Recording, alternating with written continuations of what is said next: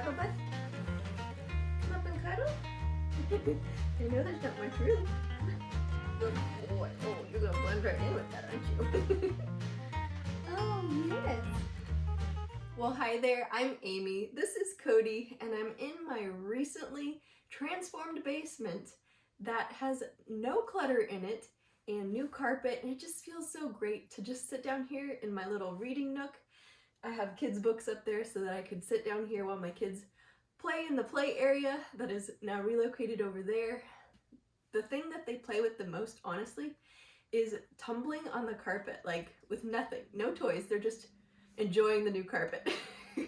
So I felt really rewarded in my hard work decluttering the entire basement in just a few days, trying to get this house ready for showings. And not only that, but ready for baby, because if we can sell this house and relocate with a newborn with as little stress as possible, that is definitely a worthy goal. So I just wanted to share with you that journey to encourage you on your journey. If you've got a basement full of clutter or a craft room, or maybe your entire house, you can slowly make progress little by little like I did, and then really find a groove to make such an impact that you can hopefully enjoy where you're living while you're living in it, and not just to leave it like my family's planning to do. So if I can encourage you by sharing my story, I definitely want to do that. And today I wanted to focus on the idea of decluttering in order to live now the life of your dreams instead of saying one day. I shared in a recent video about the idea of decluttering with the container concept in mind, that maybe we would have to purchase a home significantly smaller than this one. Now, we didn't end up buying that house that I shared with you, even though it was so amazing and I loved it so much. My husband didn't have peace about it, but I wanted to share with you some images from house hunting at that same time from a house that we saw that was much bigger and I was also in love with. If my husband wasn't okay with going smaller, this house was so much bigger that we never would have considered it, except the price was right. I was mind blown. Like, the kitchen in this house alone was amazing. I never would have considered moving if I didn't feel like I could handle it, because I'd reduced the amount of clutter. Now, I still have clutter hiding in my closets that I will be getting rid of, and I've got a lot of footage that I have to edit. It's in the queue, and I'll be sharing that with you. I have been having contractions, so we're not really sure if baby's gonna come early. So I do want to have at least this video that's a little bit easier for me to edit before I jump into the art and curb appeal and staging videos that I just had a lot of fun as I was doing those things. But to me, the house hunting portion of possibly moving is really exciting. And the reason that this much bigger house was on our radar was because the price was right, and there were a lot of neat things about it. What I loved most about this house, besides how awesome it was just because of what it was, which I'll talk more about in a minute, but it allowed me to awaken a dream. And I've shared in that 80% video about where we want to move. It kind of has an entrepreneurial vibe to it. But considering this house just a little bit further away, it was a really big house, and it kind of awoke in me a big dream. Now, I'm not somebody who feels like I need a lot of space to live in. We would be happy with what we're in, or maybe we could manage a little smaller even. So this house had a lot of rooms, and it was a Victorian home. Even though I thought the kitchen was amazing, my favorite part was actually the stairs and this little alcove underneath it. The entryway was so amazing. The history of this house was so cool. Something else that I've always kind of wanted was a flagstone patio. It had a flagstone patio. It was out in the middle of a cornfield, and there was kind of a junkyard piling up along the garage, so that would be something we would have to address. But just walking into the inside, there was this big mud room. There was this huge kitchen. Now, the kitchen was modern, but that's not a problem for me. Like, I was just captured by it. Like, the ceilings were so tall, taller than the last ones. The windows were amazing.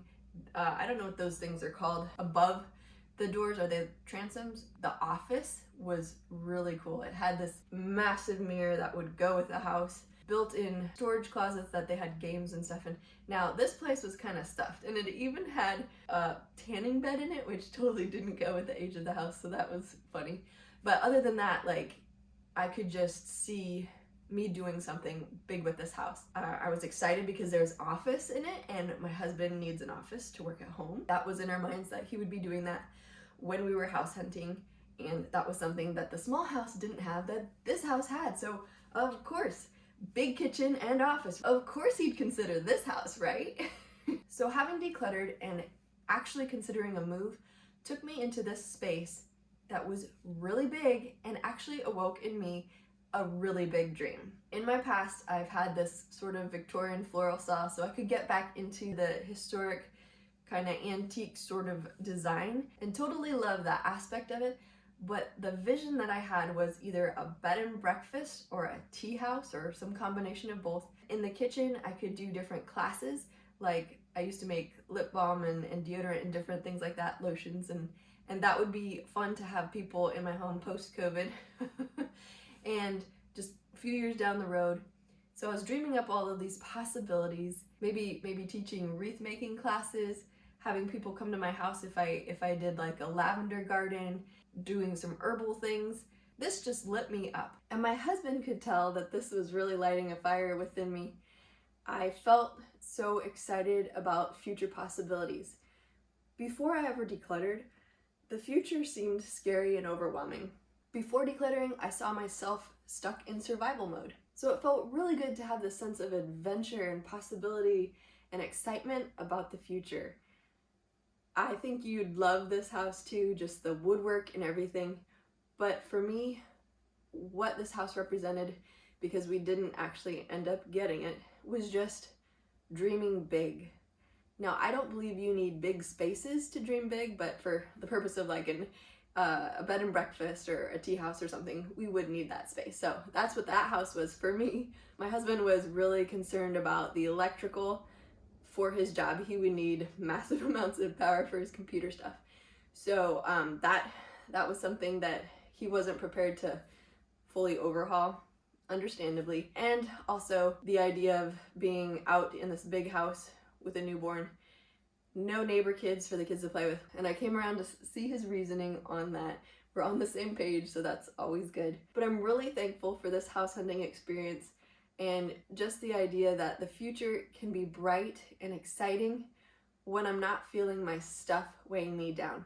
When the inventory factor, trying to manage what do I do with this, what do we do with that, and getting all flustered about, oh my goodness, I can't move because I can't pack all this stuff because, you know, I'm too attached to this, and how could you make your house look good if you've got all this junk that doesn't fit with the time period and that sort of thing. I don't want to be buying a place to be my storage location. I want my home, and I want for you to feel like your home is a place to dream big, even if your home isn't big, which minimalism really helps with that, and to just be excited about what you can do tomorrow because you're not drowning in what you have today.